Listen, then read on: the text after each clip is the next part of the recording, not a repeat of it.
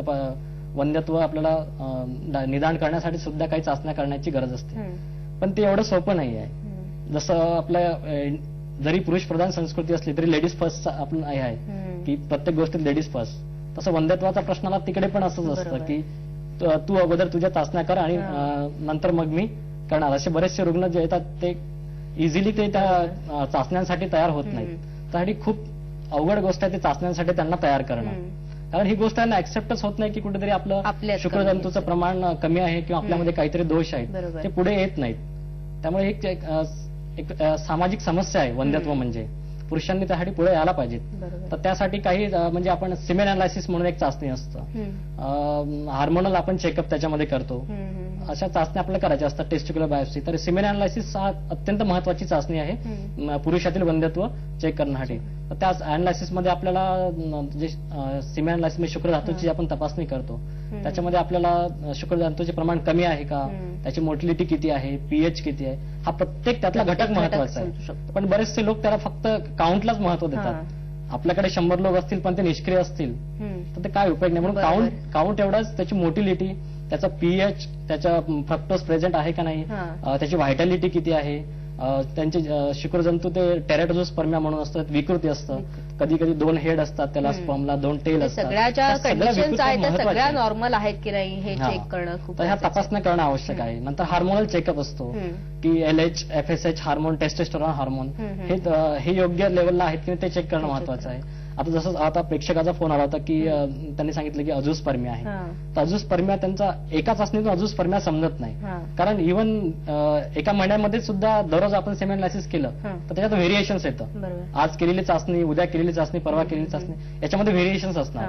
त्यामुळे एक रिपोर्ट हा कन्फर्मेटरी असू शकत नाही. त्यांना 3 रिपोर्ट कंटिन्यू केल्यानंतरच आपण अझूस्पर्मिया आहे किंवा महत्वाचे आहेत. प्रेक्षक आहेत, आपण त्यांचा प्रश्न जाणून घेऊयात. रागिणी आहेत सांगलीहून, त्यांचा प्रश्न जाणून घेऊयात.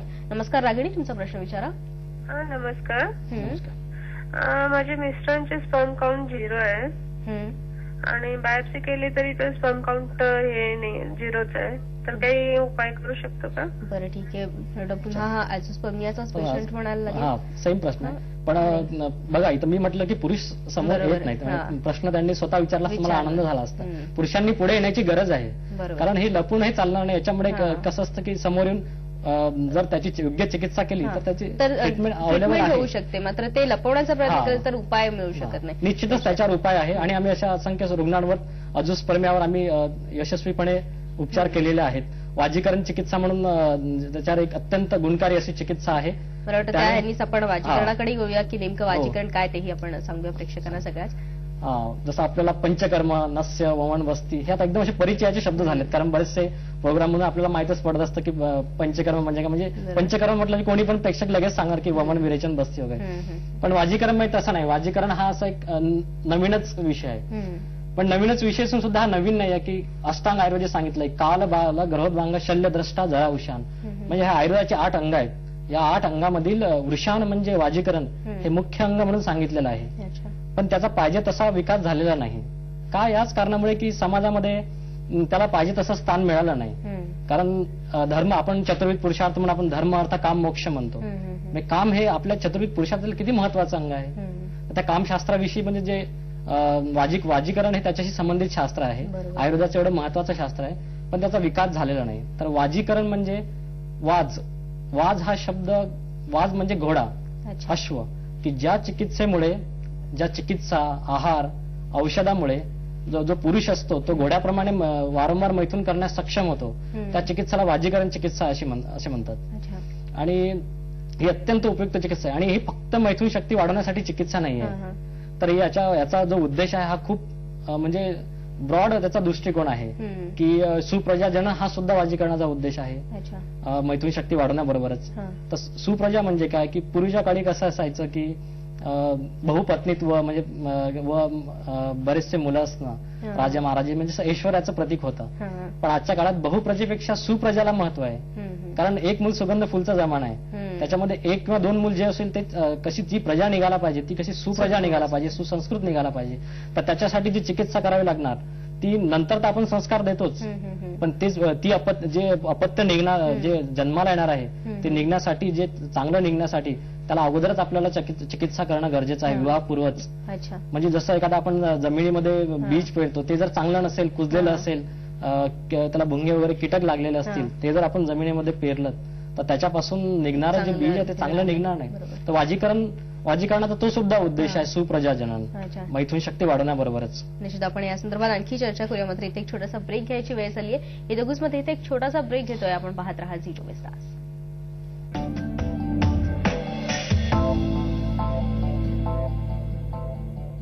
मुले सगळेच धंदा करतात, आता भांडवल आणू कुठून? शिक्षणासाठी कुठून आणलं?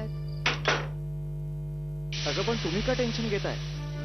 नाती आणि नात्यांची जबाबदारी. अरे पण भांडवल कुठून आणलंस? मित्रांनी दिलं. मित्र? TJSB. काही नातीच अशी असतात, व्यवसाया पलीकडची. हो कल्पेश, मी लग्न करेन तुझ्याशी. खरंच?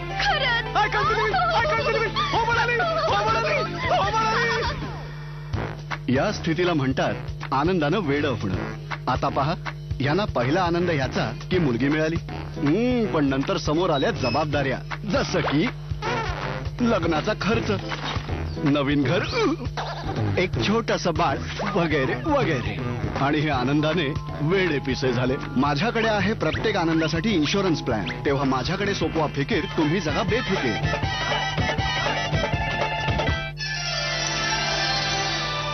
जरूर इसके संस्कारों में कोई बात है. पहली बात, ये परिवार एक साथ तो आया. संस्कार लक्ष्मी, सोमवार से गुरुवार रात 10:30 बजे Zee TV पर.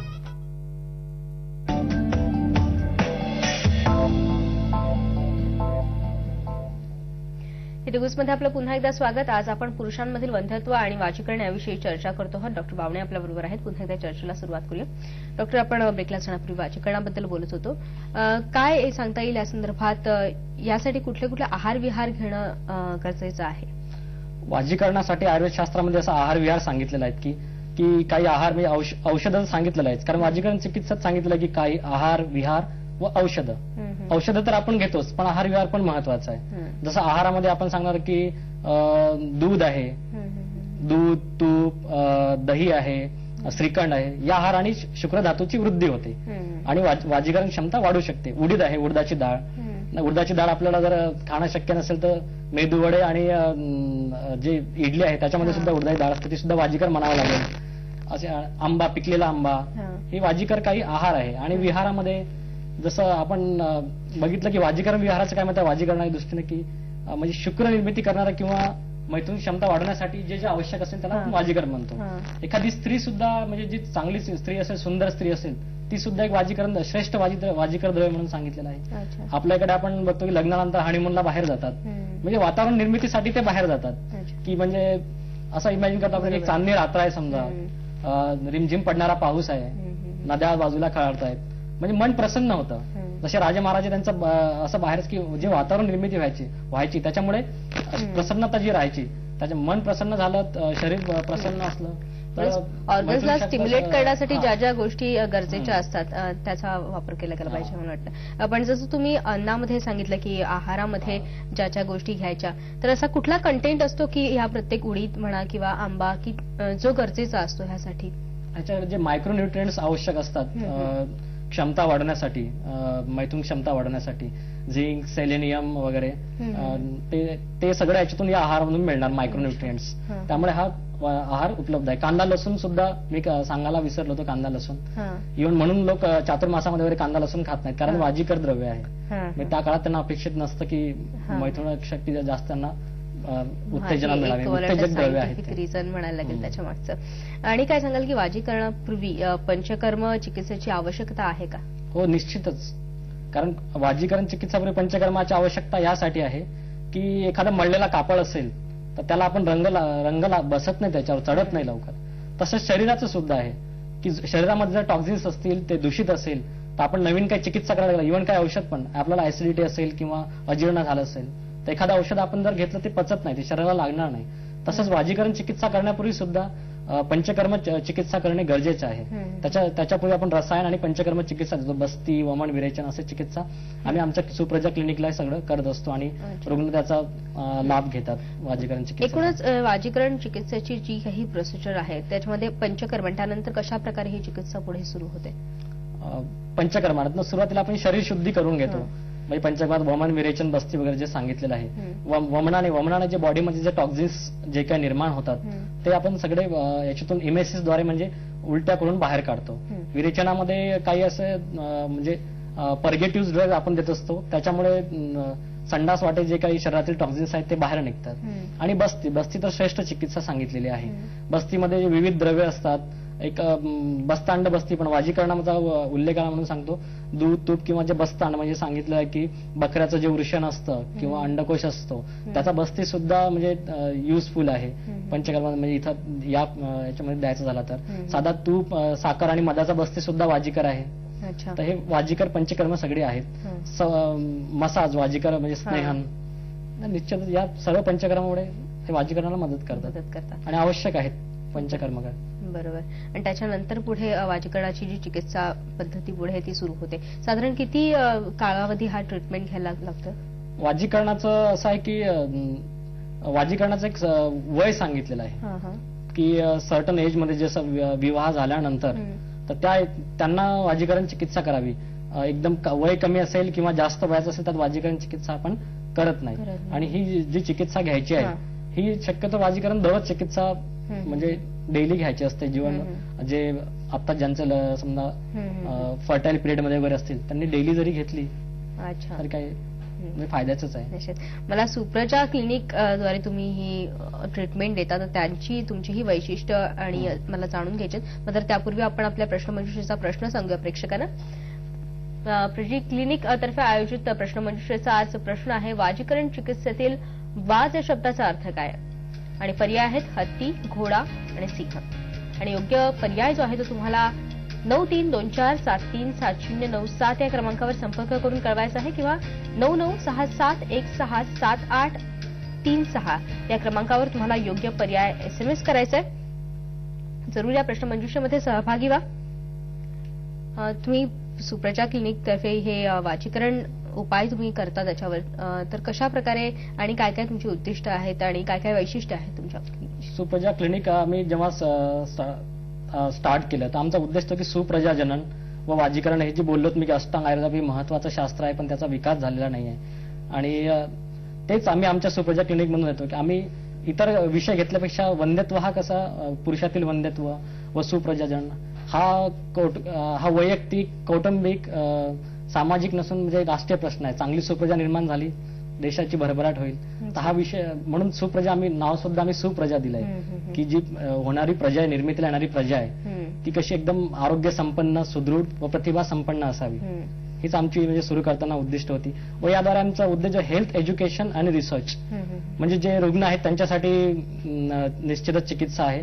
एज्युकेशन जे लोक म्हणजे ज्यांना ट्रेनिंग आवश्यक असेल सुप्रजेविषयी जसं pre marriage counselling, post marriage counselling तर ट्रेनिंग सुद्धा आम्ही आमच्या सेंटरमधून देतो. आणि रिसर्च हा भाग आलाच कारण जेव्हा आपण सांगतो की ही चिकित्सा उपलब्ध याच्यावर गुणकार्य उपलब्ध आहे तेव्हा रिसर्च मस्त आहे. आणि आयुर्वेदामध्ये तर आज गरजच आहे रिसर्चची. बरोबर. निश्चितच मला वाटतं वाजीकरण चिकित्सा ही एक चांगली उपाय ठरू शकतो ज्यांच्यामध्ये हा प्रॉब्लेम आहे वंध्यत्वाचा. आणि मला वाटतं अपत्य प्राप्ती हे जे स्वप्न असतं ते नक्कीच पूर्ण करू शकतात ते आपलं. तुम्ही इथे आलात आणि जी माहिती दिली त्याबद्दल धन्यवाद. आज इथे क्विझमध्ये आपण इथेच थांबतो. आज आपण वाजीकरण पुरुषातलं वंध्यत्व आणि वाजीकरण याविषयी जाणून घेतलं. आज इथेच थांबतोय. सविस्तर बातम्यांसाठी आपण पाहत राहा झी 24 तास.